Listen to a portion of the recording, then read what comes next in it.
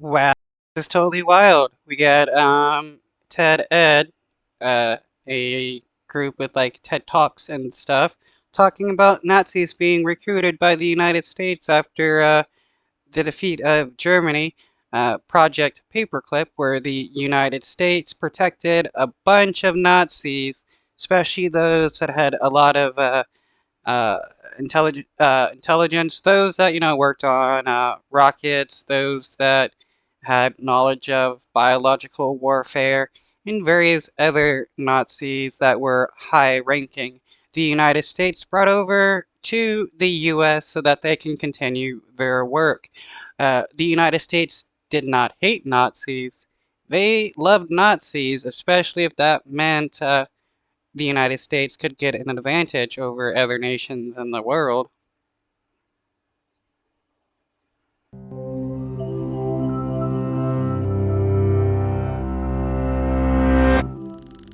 In May of 1945, the Third Reich was in chaos. Adolf Hitler was dead, German surrender was imminent, and Allied troops had already begun divvying up German territory. But high-ranking Nazi engineer Werner von Braun wasn't worried. In fact, he approached the US government directly, informing them of his location and waiting calmly for their arrival. Yeah, he knew that with the knowledge that he had, he can get himself some protections in a nation that were seeking these people out for their knowledge. As the brain behind the world's first long-range ballistic missile, von Braun knew his expertise made him a highly valuable military asset. And sure enough, his so-called captors gave him a decidedly warm welcome. Von Braun wasn't the only Nazi scientist receiving this treatment. While World War II was almost over, a new war was brewing, and the US was eager to recruit the smartest minds in Germany before the Soviets got the chance. Yeah, this is what it was all over. They wanted to get as many Nazi scientists as possible so that Russia didn't have them. It's just wild how we're led to believe that the United States hated Nazis and fought against them because they were killing Jewish people and other people, yet the United States did all they could to protect certain Nazis and bring them over to the United States. This is why Plum Island existed, because of a Nazi. Uh, this dude here with the rocket stuff, he was the head of NASA for quite a while. Became known as Operation Paperclip, a clandestine campaign that brought over 1,500 German scientists to the US between 1945 and 1962. So even though these people helped commit a genocide, the United States protected them and gave them high pay. How insane is that? And this is why there are so many Nazis in the United States. The program was named for the paperclips attached to the files of early recruits, indicating that incriminating information like Nazi affiliations or suspected war crimes could be disregarded.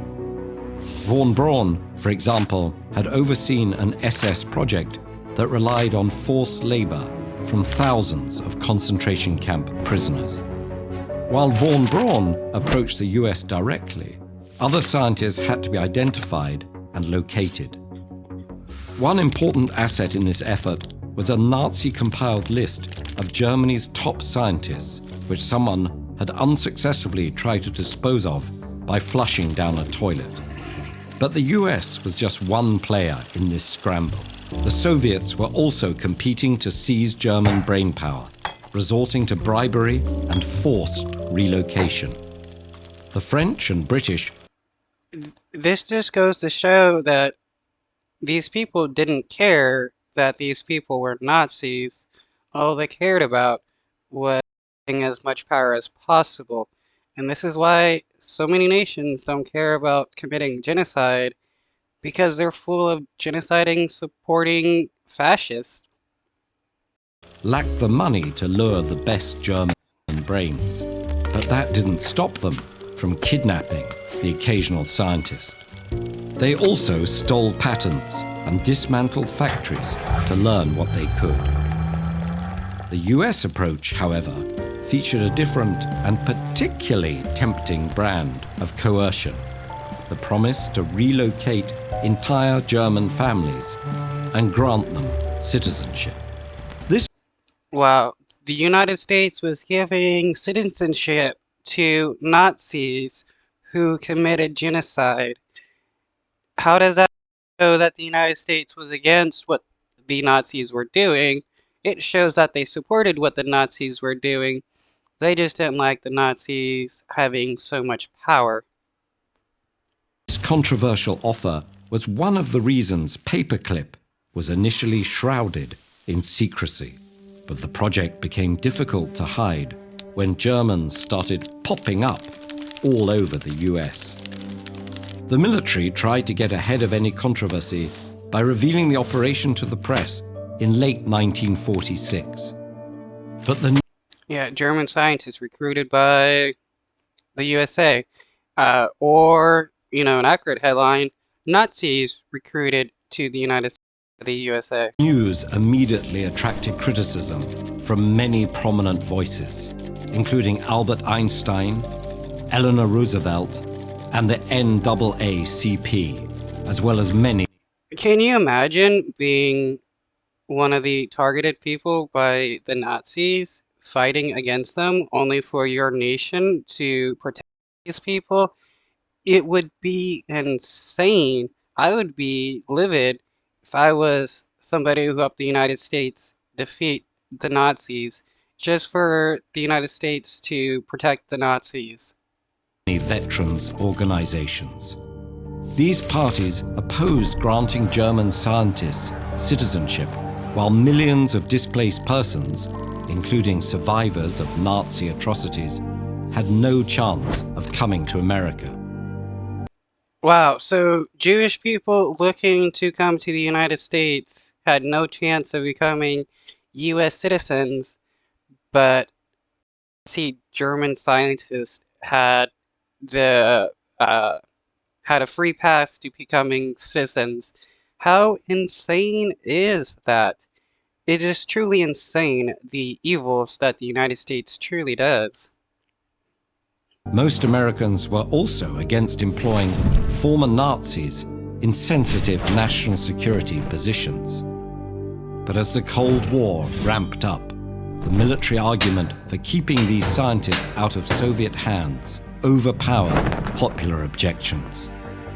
With his Nazi past largely hidden from the public, von Braun became one of the US's most important engineers at the height of the space race. In 1958, his team responded to the Soviet launch of Sputnik with the US's own successful satellite launch. Yeah, a successful Nazi satellite was launched to fight against Russia. It's just insane how so many Nazis were protected by the United States after, everybody's told that the Nazis are bad, yet that's just a lie by the United States. In the 60s, he was the chief architect of Saturn V, the rocket that brought Americans to the moon. Yeah, a Nazi was why we got to the moon, because of Nazis. Is that insane or not? That's something they teach you in schools. They don't teach you about Operation Paperclip and the fact that the United States protected a bunch of Nazis, though they will tell you that the United States helped defeat the Nazis and how bad the Nazis were for genociding people. Paperclip recruits contributed to the development of chemical weapons such as Agent Orange, pharmaceutical research, and the development of modern airplanes. These contributions helped the US government present paperclip as a success. But Right. The only thing the United States cares about is having power over other nations and other people. They don't care that these people were involved in a genocide. All they care about is power. It goes to show that their fight against Nazis during World War II wasn't about Nazis killing people. in hindsight, it's hard to gauge how helpful the program really was. While von Braun saved the US years of rocketry experimentation, there's no reason to think American scientists couldn't have developed the same technology without him. Yeah, the United States could have easily developed the same technology without the help of a Nazi. Uh, I wonder how many other, people under him that was his, staff and assistants and stuff were also Nazis or became Nazis because of him. Probably a whole lot. There is a reason why Nazism is a big thing in the United States, and Operation Paperclip is one of them. Furthermore, very few paperclippers were as exceptional as von Braun. Many were average scientists who either completed their contracts and returned to Germany or took jobs alongside Americans with equivalent expertise. All these Nazis should have just been hung. That's all. That's the only thing they deserve. If you're a Nazi, you deserve to be executed. But ultimately, the issue of paperclip's success is just one of many questions raised by its contentious approach to science, ethics, and national security. Can scientists working on military technology be apolitical, or are they responsible for their creations? Can pressing political and military concerns justify overlooking war crimes? No, it doesn't. It doesn't change the fact that these people are war criminals and should be executed for their war crimes. I don't care uh, if the United States become the most powerful nation if we just ignore the war crimes of people. That doesn't mean anything to me. If you're a war criminal, you need to be executed.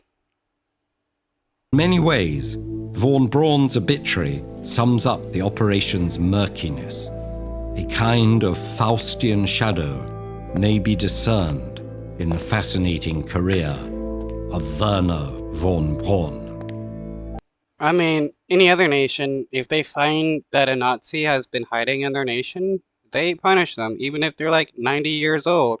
But the United States, nope, we just give Nazis cushiony jobs and make them, give them the highest positions and power and stuff.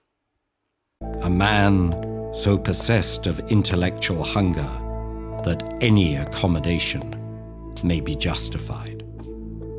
For others attempting to survive and escape the atrocities of the Second World War, things were much more complicated. So how did Irina Sendler manage to safely smuggle 2